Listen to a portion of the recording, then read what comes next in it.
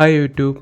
ഞാനൊന്ന് ചോദിച്ചോട്ടെ, നമ്മൾ ആരാ മനസ്സിലായില്ല? ഇപ്പോൾ ഈ വീഡിയോയിൽ നമുക്ക് എക്സ്റ്റേൺ കീവേഡ് എന്താ, സ്റ്റാറ്റിക് കീവേഡ് എന്താന്ന് പഠിക്കാം. ഇപ്പോൾ ഫോർ എക്സാമ്പിൾ ഞാനൊരു ജസ്റ്റ് ഒരു വേരിയബിൾ ഡിക്ലെയർ ചെയ്യാൻ പോവാ. ഹലോ ഈക്വൽസ് ടു 70 എന്നിട്ട് ഞാനത് പ്രിന്റ് ചെയ്യാൻ പോവാ. സ്റ്റാൻഡേർഡ് സി ഔട്ട് ഹലോ എന്ന് പ്രിന്റ് ചെയ്യുന്നു. ഓക്കെ, ഇതിനകത്ത് തന്നെ ഞാൻ ഈ ഹലോ ഗ്ലോബൽ സ്പേസിലാണ് ഡിക്ലെയർ ചെയ്യാൻ പോകുന്നത്, ഇൻറ്റിജർ ഹലോ. ഓക്കെ, അപ്പോൾ ഇത് നമുക്കറിയാം, റൺ ചെയ്താൽ 70 പ്രിന്റ് ചെയ്യുമെന്നറിയാം. ഓക്കെ, 70 ഔട്ട്പുട്ട് കിട്ടി.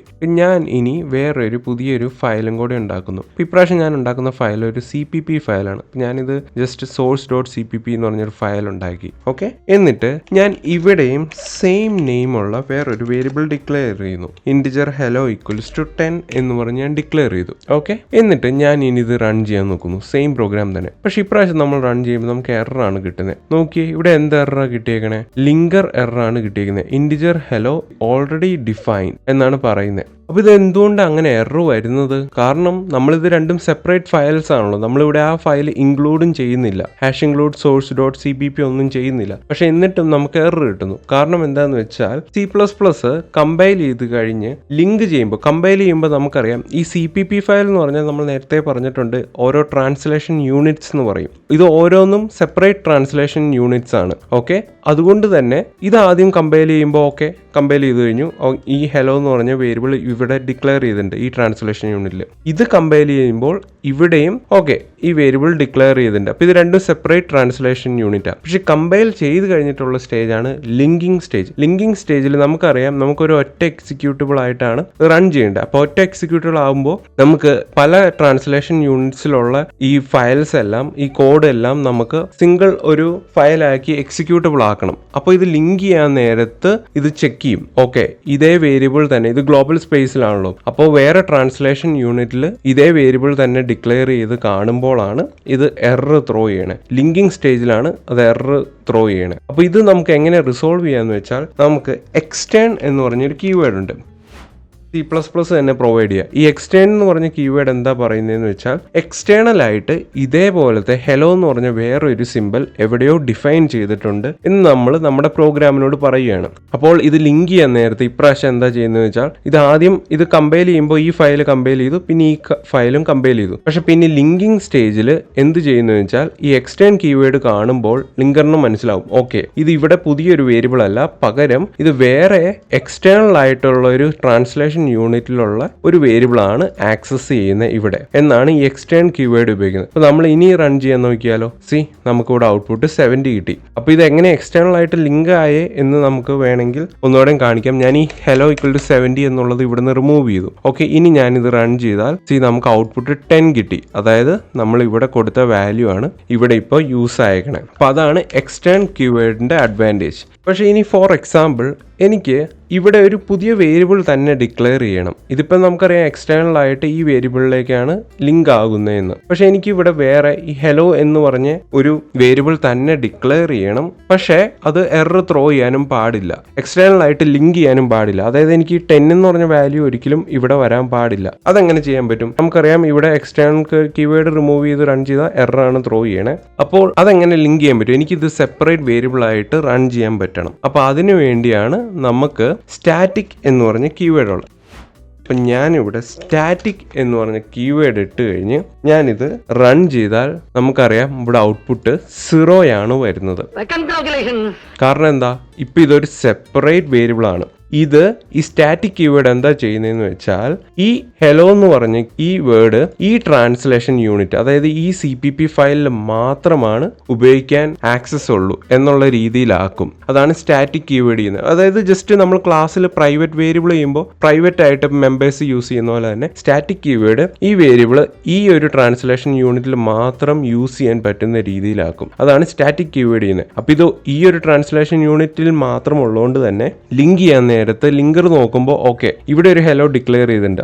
അപ്പോൾ ഇത് നമുക്കറിയാം ബൈ ഡിഫോൾട്ട് 0 ആണ്. അതുകൊണ്ടാണ് നമ്മൾ റൺ ചെയ്യുമ്പോഴും 0 ഔട്ട്പുട്ട് കിട്ടുന്നത്. എന്നിട്ട് ഇവിടെ ഈ ഫയലുമായിട്ട് ലിങ്ക് ചെയ്യാൻ നോക്കുമ്പോൾ ലിങ്കർ കാണും, ഇതൊരു സ്റ്റാറ്റിക് കീവേഡ് ആണ്. അപ്പോൾ അതുകൊണ്ട് തന്നെ ഇത് ഈ സ്റ്റാറ്റിക് ആയതുകൊണ്ട് തന്നെ ഈ സ്റ്റാറ്റിക് ആയിട്ടുള്ള വേരിയബിൾ ഈ ഹലോയിനെ അഫക്ട് ചെയ്യുന്നില്ല. അതുകൊണ്ട് അത് ഇഗ്നോർ ചെയ്ത് വിടും. അപ്പോൾ ഈ ഒരു ട്രാൻസ്ലേഷൻ യൂണിറ്റിൽ മാത്രമായിരിക്കും ഇത് യൂസ് ആകുന്നത്. അത് നമുക്ക് കാണിക്കാൻ വേണ്ടി ഫോർ എക്സാമ്പിൾ ഞാനിവിടെ ഹലോ ഈക്വൽസ് ടു 70 എന്ന് കൊടുത്താൽ നമുക്കറിയാം നമുക്കറിയാം ഇവിടെ 70 ആണ്, ഇതൊരു പുതിയ വേരിയബിൾ ആയിട്ടാണ് ഡിക്ലെയർ ചെയ്യുന്നത്. അപ്പോൾ നമ്മളിവിടെ 70 റിമൂവ് ചെയ്തപ്പോഴും നമ്മൾ കണ്ടു ഇവിടെ 0 ആണ് ഔട്ട്പുട്ട് തന്നെ. ഈ 10 എന്ന് പറഞ്ഞ വാല്യൂ നമുക്ക് ഇവിടെ കിട്ടുന്നില്ല. പക്ഷേ എക്സ്റ്റേൺ ഉപയോഗിക്കുമ്പോൾ ആ 10 എന്ന് പറഞ്ഞ വാല്യൂ ഇവിടെ കിട്ടും. അതാണ് എക്സ്റ്റേണും സ്റ്റാറ്റിക്കും തമ്മിലുള്ള മേജർ ഡിഫറൻസ്.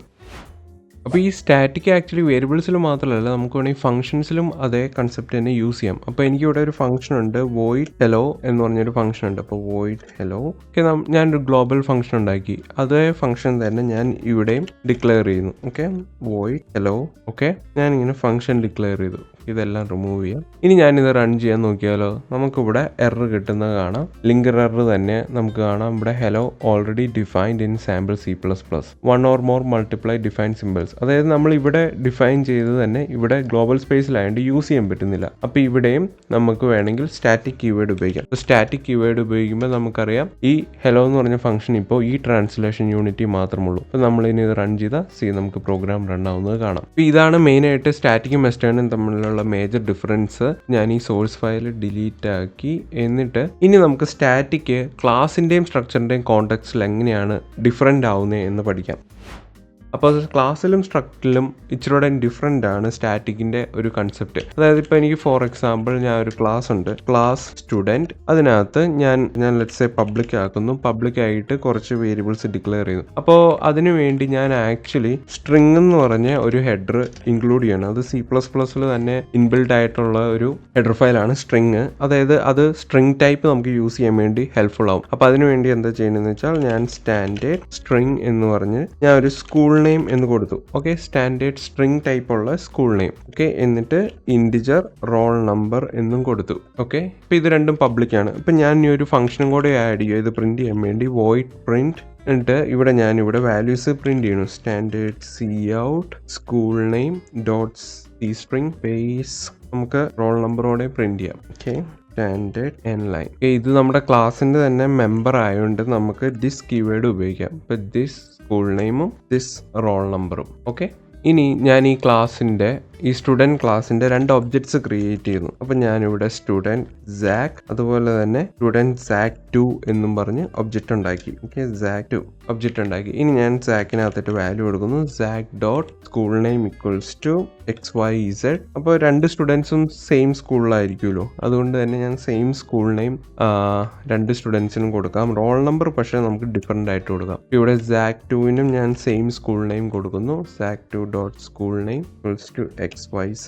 ഇനി സാക്ക് 2 ഡോട്ട് റോൾ നമ്പർ നമുക്ക് വേറെ 78 എന്നൊക്കെ കൊടുക്കാം. ഓക്കെ, ഇനി നമുക്ക് രണ്ടിൻ്റെയും പ്രിന്റ് ഫംഗ്ഷൻ കോൾ ചെയ്യാം. ഇപ്പോൾ സാക്ക് ഡോട്ട് പ്രിന്റ് അതുപോലെ തന്നെ സാക്ക് 2 ഡോട്ട് പ്രിന്റ് കോൾ ചെയ്തു. ഓക്കെ, നമുക്ക് ഇനി ഇത് റൺ ചെയ്താൽ നമുക്ക് ഔട്ട്പുട്ട് അറിയാം. ഇവിടെ XYZ 56ഉം XYZ 78ഉം പ്രിന്റ് ആയിരിക്കുന്നത് കാണാം. റൈറ്റ്, അപ്പോൾ ഇതാണ് നമുക്ക് ഔട്ട്പുട്ട് കിട്ടിയത്. ഇനി നമ്മൾ ഫോർ എക്സാമ്പിൾ നമുക്കറിയാം സ്കൂൾ നെയിം രണ്ടിനും സെയിം ആണ്, 2 ഒബ്ജക്ട്സിനും. ഇവിടെ സാക്ക് എന്ന് പറഞ്ഞ ഒബ്ജക്റ്റിനും സെയിം ആണ്, സാക്ക് 2നും സെയിം ആണ്. റോൾ നമ്പർ മാത്രമാണ് ഡിഫറെൻ്റ് ആവുന്നത്. അപ്പോൾ അതുകൊണ്ട് നമുക്ക് വേണമെങ്കിൽ സ്കൂൾ നെയിം ഒരു കോമൺ ആക്കാം. അതായത് എല്ലാ ഒബ്ജക്ട്സിനും സെയിം ആയിട്ടുള്ള ഒരു വേരിയബിൾ ആക്കാം. അങ്ങനെ ആക്കുന്നതിന് നമുക്ക് സ്റ്റാറ്റിക് എന്ന് പറഞ്ഞ് കീവേഡ് ആഡ് ചെയ്യാം. അപ്പോൾ അതാണ് ക്ലാസിന്റെ കോണ്ടെക്സ്റ്റിൽ സ്റ്റാറ്റിക് ഡിഫറെൻ്റ് ആവുമെന്ന് പറയുന്നത്. അതായത് ക്ലാസിന്റെ കോണ്ടെക്സ്റ്റിൽ നമ്മളൊരു വേരിയബിൾ സ്റ്റാറ്റിക് ആക്കിയാൽ എന്താ പറ്റുന്നതെന്ന് വെച്ചാൽ ആ ക്ലാസിന്റെ എത്ര ഒബ്ജക്ട്സ് ഉണ്ടോ അത്രയും ഒബ്ജക്ട്സിനും ആ സ്റ്റാറ്റിക് ആയിട്ടുള്ള വേരിയബിൾ കോമൺ ആയിരിക്കും. കോമൺ ആവുന്നു എന്ന് പറയുന്നതിന്റെ കാരണം ഇപ്പം ഞാനിവിടെ XYZ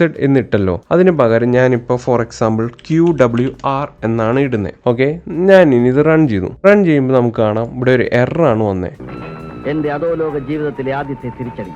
എന്താണ് എറർ കിട്ടിയത്? Unresolved external simple. നോക്കി, ഇതൊരു ലിങ്കർ എററാണ്. Unresolved external simple. ഇവിടെ നമുക്ക് കാണാം സ്റ്റുഡൻറ് സ്കൂൾ നെയിം. സ്കൂൾ നെയിമിൽ എന്തോ ഒരു എക്സ്റ്റേണൽ സിമ്പിൾ എറർ കിട്ടി. അതായത് ലിങ്കറിന് റിസോൾവ് ചെയ്യാൻ പറ്റുന്നില്ല ഈ സിമ്പിൾ എവിടെയാണ് ഡിഫൈൻ ചെയ്തിരിക്കുന്നതെന്ന്. അതായത് നമുക്കറിയാം ഇത് സ്റ്റാറ്റിക് ആയിട്ടാണ് ഡിഫൈൻ ചെയ്തത്. സ്റ്റാറ്റിക് ആക്കുമ്പോൾ എല്ലാ ഒബ്ജക്ട്സിനും കോമൺ ആക്കി, പക്ഷേ ലിങ്കറിന് കണ്ടുപിടിക്കാൻ പറ്റുന്നില്ല അത് എവിടെ ഏത് കോണ്ടെക്സ്റ്റിലാണ് ഇത് സ്റ്റാറ്റിക് എന്ന് പറഞ്ഞ് സ്കൂൾ നെയിം ഉപയോഗിച്ചാണ്. അപ്പോൾ അതിനുവേണ്ടി നമ്മൾ ലിങ്കറിനോട് എക്സ്പ്ലിസിറ്റ്ലി പറഞ്ഞു കൊടുക്കണം. ഓക്കെ, സ്റ്റാൻഡേർഡ് സ്ട്രിങ് ആയിട്ടുള്ള ഒരു ടൈപ്പ് നമ്മൾ സ്റ്റാറ്റിക് ആയിട്ട് ഡിഫൈൻ ചെയ്തിട്ടുണ്ട്. അത് ഏതിനകത്താണ് ഡിഫൈൻ ചെയ്തേ? സ്റ്റുഡൻറ് എന്ന് പറഞ്ഞ ക്ലാസ്സിനകത്ത്. അപ്പോൾ നമ്മൾ അത് എങ്ങനെ ഡിഫൈൻ ചെയ്യുന്നതെന്ന് വെച്ചാൽ ഇങ്ങനെ കൊടുക്കുക. അതായത് നമ്മൾ ഡാറ്റ ടൈപ്പും കൊടുക്കുക, നമ്മൾ ഏത് ക്ലാസ്സിനകത്താണോ ഡിഫൈൻ ചെയ്തത് ആ ക്ലാസിന്റെ നെയിം, പിന്നെ സ്കോപ്പ് റെസൊല്യൂഷൻ ഓപ്പറേറ്റർ വെച്ച് നമ്മൾ അതിനകത്തുള്ള ആ സ്റ്റാറ്റിക് വേരിയബിളിന്റെ നെയിമും കൊടുക്കുക. ഇങ്ങനെ ഡിഫൈൻ ചെയ്തിട്ട് നമുക്കിത് റൺ ചെയ്യാം. അപ്പോൾ നോക്കിയേ, നമ്മുടെ പ്രോഗ്രാം റൺ ആയി. പക്ഷെ ഇവിടെ നമ്മൾ ഔട്ട്പുട്ട് നോക്കിയേ, നമ്മളിവിടെ സാക് എന്ന് പറഞ്ഞ ഒബ്ജക്റ്റിന് കൊടുത്തേക്കുന്ന സ്കൂൾ നെയിം എന്താ? QWR.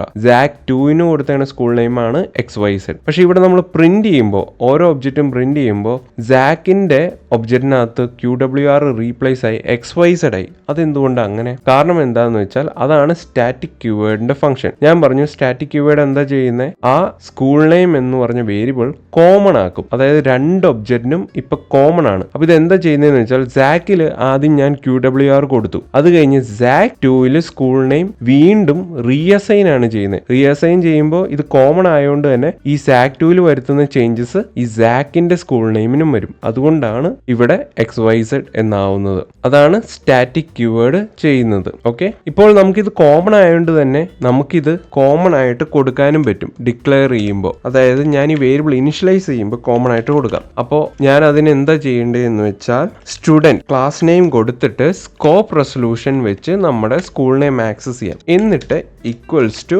XYZ എന്ന് പറഞ്ഞ് എനിക്ക് കൊടുക്കാം. ഇനി ഞാനിത് റൺ ചെയ്താലോ നമുക്ക് സെയിം ഔട്ട്പുട്ട് തന്നെ കിട്ടുന്നത് കാണാം. XYZ 56, XYZ 78. കാരണം എന്താ? ഇപ്പൊ ഇത് കോമൺ ആണ്. അതുകൊണ്ട് തന്നെ നമുക്കിതിപ്പോ ക്ലാസിന്റെ കോണ്ടെക്സ്റ്റിൽ നിന്ന് ഡയറക്റ്റ് ആക്സസ് ചെയ്യാൻ പറ്റും.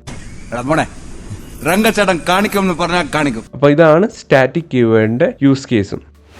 അപ്പോൾ നമ്മളിപ്പോൾ ക്ലാസിന്റെ കോണ്ടെക്സ്റ്റിൽ സ്റ്റാറ്റിക് പഠിച്ചു. പക്ഷേ ഇനി ഈ സ്റ്റാറ്റിക് എന്ന് പറഞ്ഞ കീവേഡ് നമുക്ക് ക്ലാസിന്റെ മെമ്പർ ഫംഗ്ഷൻസിനകത്തും ആഡ് ചെയ്യാൻ പറ്റും. അപ്പോൾ ഈ സ്റ്റാറ്റിക് മെമ്പർ ഫംഗ്ഷൻസിൽ എങ്ങനെ യൂസ് ചെയ്യുന്നതിന് പഠിക്കുന്നതിന് മുന്നേ ക്ലാസിനകത്ത് മെമ്പർ ഫംഗ്ഷൻസിന്റെ വർക്കിംഗ് എങ്ങനെയാണെന്ന് പറയാം. അതായത് നമ്മൾ ക്ലാസിനകത്ത് ഒരു മെമ്പർ ഫംഗ്ഷൻ ഡിക്ലെയർ ചെയ്യുമ്പോൾ ആക്ച്വലി ഈ നമ്മളിവിടെ കോൾ ചെയ്യുമല്ലോ, ഇപ്പോൾ ZAC.print അല്ലെങ്കിൽ ZAC2.print ഇങ്ങനെ കോൾ ചെയ്യുമ്പോൾ ആക്ച്വലി ഇൻബിൽട്ട് ആയിട്ട് കമ്പൈലർ ഒരു എക്സ്ട്രാ പാരാമീറ്റർ ആഡ് ചെയ്യുന്നുണ്ട്. അത് ഇവിടെ പാരാമീറ്റർ ഒന്നും ഇല്ലെങ്കിലും ആക്ച്വലി കമ്പൈലർ ഇൻബിൽട്ട് ആയിട്ട് ഒരു എക്സ്ട്രാ പാരാമീറ്റർ ആഡ് ചെയ്യും. അതേതാ പാരാമീറ്റർ എന്ന് വെച്ചാൽ നമ്മുടെ ക്ലാസ്സിനകത്തെ പോയിന്റർ തന്നെയായിരിക്കും അത് ആഡ് ചെയ്യുന്നത്. അതായത് നമ്മളിവിടെ ഡിസ് എന്ന് പറഞ്ഞ കീവേഡ് ഉപയോഗിക്കാൻ പറ്റും എന്ന് പറഞ്ഞല്ലോ. ദിസ് എന്ന് പറഞ്ഞ പോയിന്റർ ആണ് ഇത് ആക്ച്വലി. അപ്പൊ ഈ ഡിസ് എന്തിനെയാണ് പോയിന്റ് ചെയ്യുന്നത്? നമ്മുടെ ക്ലാസ്സിനകത്തേക്ക് തന്നെയാണ്. സ്റ്റുഡന്റ് സ്റ്റാർ നോക്കിയേ, ദിസ് ഇവിടെ നമ്മുടെ എല്ലാ മെമ്പർ ഫംഗ്ഷനകത്തും നമുക്ക് സ്റ്റുഡന്റ് സ്റ്റാർ ദിസ് എന്ന് പറഞ്ഞ് ഒരു പാരാമീറ്റർ